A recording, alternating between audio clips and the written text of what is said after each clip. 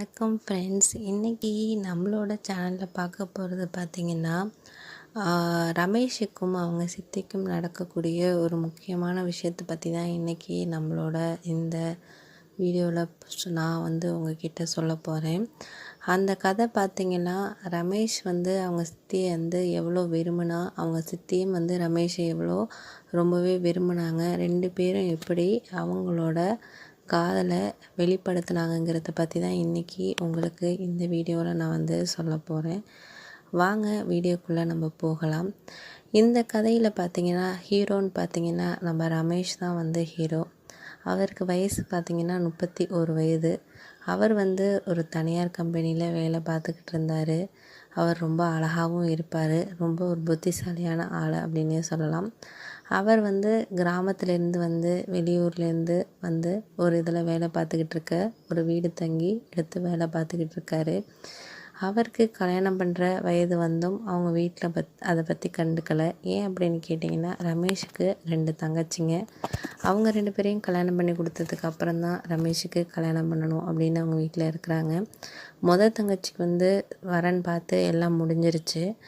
அந்த கல்யாணத்துக்காக தான் ரமேஷ் ரொம்ப கம்பெனியில் கஷ்டப்பட்டு வேலை பார்த்துக்கிட்டு இருக்காரு. அந்த நேரத்தில் என்ன ஆகுதுன்னு பார்த்தீங்கன்னா, ரமேஷோட அப்பா மேலேருந்து கீழே விழுந்துடுறாரு. அதாவது வயலில் வேலை பார்த்துக்கிட்டு இருக்கப்போ விழுந்து அடிபட்டுறது அவருக்கு. மேலேருந்து கீழே விழுந்துடுறாரு ஏதோ வேலையில். அதனால் ரமேஷுக்கு ஃபோன் வருது, இது மாதிரி நீங்கள் உடனே வாங்க அப்படின்னு சொல்லிட்டு வருது. அதனால் திடீர்னு லீவ் எடுத்துகிட்டு கம்பெனியில் லீவ் எடுத்துகிட்டு போகிறாரு ஊருக்கு போய் அப்பாவை பார்த்து எல்லாம் ஹாஸ்பிட்டல் எல்லாம் சேர்த்து பார்த்து வீட்டுக்கு அழைச்சிட்டு வந்துடுறாங்க. 1 மாதம் ரெஸ்ட் எடுக்கணும் அப்படின்னு சொல்லிடுறாங்க ரமேஷோட அப்பா. அதனால் ரமேஷ் சரி நம்ம தான் இருந்து பார்த்துக்கணும் அப்படின்னு சொல்லிட்டு ஊர்லேயே இருக்கிறாரு. அந்த சமயத்தில் பார்த்திங்கன்னா, அவங்க தங்கச்சிக்கு ஏற்பாடு பண்ண மாப்பிள்ளையோட ஒரு உறவில் இருக்கிறவங்க தான் பேர் அவங்க பேர் பார்த்திங்கன்னா கலா. அந்த கலா சித்தி இவங்களுக்கு சித்தி வேணும். ரமேஷோட முறையை பார்த்திங்கன்னா சித்தி வேணும். அவங்க ஒரு நாள் இவங்களோட தங்கச்சியை வீட்டுக்கு பார்க்க வர்றாங்க.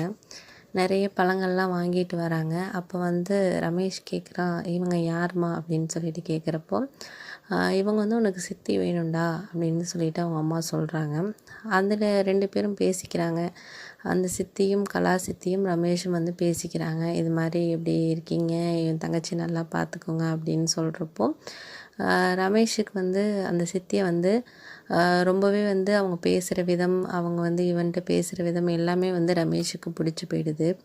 ஆனால் ரமேஷ் அதை வெளிப்படுத்தலை. ஏன் அப்படின்னு கேட்டிங்கன்னா, அவங்க இவங்களோட ரொம்ப வயசில் மூத்தவங்க. தப்பாக நினச்சிட்டா நம்ம தங்கச்சியை எப்படி இவங்க பார்த்துக்குவாங்க, நல்லா நம்மளை பற்றியான ஒரு கெட்ட பேர் வந்துடுமே அப்படின்னு நினச்சிக்கிட்டு ரமேஷ் அவங்க மனசுக்குள்ளேயே வச்சுக்கிறான். என்னென்னா, இது மாதிரி நம்ம சித்தியை இந்த மாதிரியெல்லாம் அவங்கக்கிட்ட இது மாதிரிலாம் பேசினா தப்பாக நினச்சிக்குவாங்க அப்படின்னு சொல்லிட்டு அவன் மனசுக்குள்ளேயே நினச்சிக்கிட்டு யதார்த்தமாக எப்போதும் போல் பேசுகிறான்.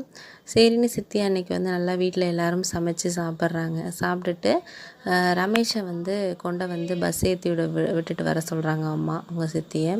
சரின்னு ரமேஷ் வண்டியில் அழைச்சிக்கிட்டு அவங்க சித்தியை அழைச்சிக்கிட்டு வண்டியில் கிளம்புறான். கிளம்புறப்ப பார்த்திங்கன்னா நல்லா மழை வர்ற மாதிரி இருக்குது. இருந்தாலும் சித்திகிட்ட நீங்கள் நைட்டு இங்கே இருந்துட்டு நீங்கள் மறுநாள் போங்க அப்படின்னு சொல்லிட்டு சொல்கிறான். ஆனால் அவங்க சித்தி இல்லை, வீட்டில் வேலை நிறையா இருக்குப்பா, எங்கள் வீட்டிலேருந்து பிள்ளைங்கள்லாம் ஸ்கூல்லேருந்து வந்துடுவாங்க, அதனால் நான் போய் ஆகணும் அப்படின்னு சொல்கிறாங்க. அதுக்கு அவங்க வீட்டில் இருக்கவங்களாம் கம்பல் பண்ணுறாங்க, இன்றைக்கி ஒரு நாள் இருந்துட்டு போங்க, என்ன மழை வர்ற மாதிரி இருக்குது அப்படின்னு சொல்கிறாங்க. அதுக்கு அவங்க சித்தி இல்லைம்மா என்னால் தங்க முடியாது அப்படின்னு சொல்கிறாங்க. நான் எப்படியாச்சும் போகணும் அப்படிங்கிறதுனால சொல்கிறதுனால ரமேஷ் சரி வாங்க நான் வண்டியில் கொண்டு வரேன் அப்படின்னு சொல்லிட்டு வண்டியில் எடுக்கிறான். அவங்க வீட்டிலேருந்து பார்த்திங்கன்னா பஸ் ஸ்டாண்ட் ஒரு 1 கிலோமீட்டர் ஊர்லேருந்து உள்ளார போகணும். அந்த பஸ் ஸ்டாண்டுக்கு போகிறதுக்கு வண்டியில் போனால் தான் ஒரு 1/4 மணி நேரம் ஆகும். அந்த மாதிரி சரின்னா சித்தியை உட்கார வச்சுட்டு போகிறாங்க, பேசிகிட்டே போகிறாங்க. அப்போ தான் ரமேஷ் கேட்குறான், உங்களுக்கு எத்தனை குழந்தைங்க அப்படின்னு கேட்குறதுக்கு, எனக்கு ஒரு பொண்ணும் பையனும் இருக்காங்கப்பா அப்படின்னு சொல்கிறாங்க. உன் ஹஸ்பண்ட் என்ன பண்ணுறாரு அப்படின்னு கேட்டதுக்கு, அவர் இருக்கிறதும் ஒன்று தான், சும்மா இருக்கிறாரு, வேலைக்கெல்லாம் போகலப்பா, நான் தான் அதை வீட்டிலேயே வந்து மிஷின்லாம் வச்சு தைச்சி, தையல் மிஷின் வச்சு தைச்சி, வேலைக்கு வந்து கூலி வேலைக்கும் போய் தான் நான் வந்து என் பிள்ளைங்கள பார்த்துக்கிட்டு இருக்கேன். அவர் குடிச்சிட்டு ஒழுங்காக எங்களெல்லாம் பார்த்துக்க மாட்டேங்கிறாரு அப்படின்னு சொல்கிறாங்க. அப்போ வந்து இவருக்கு வந்து ரமேஷுக்கு ரொம்ப வந்து ஒரு கஷ்டமாக போயிடுது. என்னடா இவங்க இவ்வளோ அழகான ஒருத்தவங்களா இருக்காங்க, நல்லா பார்க்கவும் நல்லா பேசுகிறாங்க, நல்லா குணமாக இருக்கிறாங்க, இவங்களுக்கு போய் இப்படி ஒரு லைஃபா அப்படின்னு நினச்சிக்கிட்டு இவங்க வந்து சொல்கிறாம மனசுக்குள்ளேயே வந்து ரமேஷ் வச்சுக்கிறான். இது மாதிரி நம்ம ரொம்ப இறக்கப்படுறோன்னு தெரிஞ்சால் அவங்க மனசு கஷ்டப்படும் அப்படின்னு சொல்லிட்டு ரொம்ப ஒரு கஷ்டமான ஒரு சூழ்நிலையில் அவன் வந்து பஸ் ஏற்றி விடுறதுக்கு போயிட்டுருக்காங்க. அப்போ வந்து அந்த ரோடு பார்த்திங்கன்னா ரொம்ப வந்து ஒரு குண்டும் குழியுமாக இருக்குது. அந்த நேரத்தில் பார்த்திங்கன்னா குண்டும் குழியுமாக இருக்கிறதுனால வந்து பைக் வந்து ரொம்ப வந்து ஸ்பீடாக போகணும். ஏன்னா பஸ்ஸு வந்து அந்த 6 மணி பஸ்ஸை விட்டால் அப்புறம் வந்து லேட்டாக தான் பஸ் வரும். அதனால் வந்து போகணுங்கிறதுனால ரமேஷ் வேகமாக போகிறான். அப்போ வந்து என்ன ஆகுதுன்னு பார்த்திங்கன்னா அவங்க பின்னாடி வந்து சித்தி உட்காந்துருக்காங்க. அந்த குண்டும் குழியெல்லாம் ஏற்றுறதுனால அவங்க என்ன ஆகுறாங்கன்னா மேலே வந்து அவங்க சித்தி வந்து அவங்கள இடிக்கிற மாதிரி ஆகிடுது. அந்த மாதிரி ஆனதுக்கப்புறம் ரமேஷுக்கு ஒரு மனசில் ஒரு இணை புரியாத ஒரு காதல் வந்துடுது. அந்த காதல் வந்து சொல்ல முடியாத அளவுக்கு இருக்குது. அந்த சித்தி வந்து அவங்க தப்பாக நினச்சிக்குவாங்க அப்படின்னு சொல்லிட்டு இவரும் வந்து கொஞ்சம் அவாய்ட் பண்ணுற மாதிரியே விலகி விலகி உட்காந்துட்டு ஓட்டுறாரு. இருந்தாலும் அவங்க சித்தி சொல்கிறாங்க, வேகமாக போப்பா அப்படின்னு சொல்கிறாங்க. இவருக்கு வந்து என்னடா இவங்க வேகமாக போக சொல்கிறாங்க, பஸ்ஸுக்காக தான் இருக்கும் அப்படின்னு நினச்சிக்கிட்டு இவரும் வந்து கொண்டு வந்து பஸ் ஸ்டாண்டில் விட்டுறாரு. பஸ்ஸும் வந்துடுது. பஸ்ஸை வந்ததுக்கப்புறம் பார்த்திங்கன்னா அவங்க சித்தியை ஏற்றி விட்டுட்டு அவங்களுக்கு சில திங்ஸ் எல்லாம் வாங்கி கொடுக்க சொல்கிறாங்க அவங்க அம்மா. இங்கே பக்கத்தில் இருக்க கடையில் வந்து அந்த பிள்ளைங்களுக்கு தீனி, அப்புறம் வந்து ஏதாச்சும் வந்து வீட்டுக்கு வாங்கி கொடு அவங்களுக்கு அப்படின்னு சொல்லிட்டு 500 பணம் கொடுத்துருக்காங்க. அதில் எல்லாம் வாங்கி கொடுத்து சித்தியை வந்து பஸ் ஏற்றி அனுப்பி விட்றான். நீ ஒரு நாள் எங்கள் வீட்டுக்கு வாப்பா, கண்டிப்பாக வரணும் அப்படின்னு சொல்லிட்டு கலா சித்தி வந்து போகிறாங்க. பஸ்ஸு போகிறப்போ பார்த்தோன்னா இவனுங்களோட ரமேஷோட மனசு வந்து ரொம்பவே ஒரு கவலையாக இருக்குது. என்ன ஆகுதுன்னா எப்படி அவங்களை வந்து பிரியவும் மனசு இல்லை, எப்படியாச்சும் இவங்கள்ட்ட வந்து நம்ம வந்து நம்மளோட மனசில் இருக்கிற அந்த ஒரு இணை பிரியாத விஷயத்த அன்பை வந்து நம்ம சொல்லணும் அப்படின்னு சொல்லிட்டு இவன் வந்து போவோம் அப்படின்னு சொல்லிட்டு மனசு இல்லாமல் அப்படியே அந்த இடத்துலையே நிற்கிறான். நின்னதுக்கப்புறம் பார்த்தீங்கன்னா அந்த சித்தி சொன்னது ஞாபகம் வந்துச்சு. ஒரு நாள் எங்கள் வீட்டுக்கு வாப்பா கண்டிப்பாக அப்படின்னு சொல்லிட்டு சிரித்தது தான் ஞாபகம் வந்துச்சு.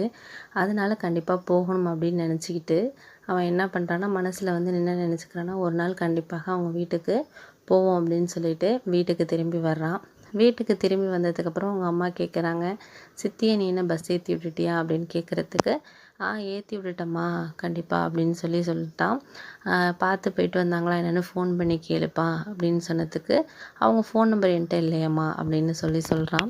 அதுக்கப்புறம் அவன் தங்கச்சிகிட்ட இருக்கும் அடித்து கேட்க சொல்லு அப்படின்னு சொன்னதுக்கப்புறம் அவன் தங்கச்சிகிட்ட போய் ரமேஷ் சொல்கிறான், அந்த சித்திக்கு ஃபோன் அடித்து நீ கேளு போயிட்டாங்களா என்னன்ட்டு அப்படின்னு சொன்னதுக்கு அவன் தங்கச்சி சொல்கிறான், எனக்கு வேலை இருக்குது, என் வீட்டுக்கார் ஃபோன் பண்ணுவார், அதில் தான் நம்பர் எழுதியிருக்கோம், கலான்னு போட்டிருக்கோம், நீ அதை எடுத்து உன் ஃபோனில் எடுத்து அடி அப்படின்னு சொல்கிறான்.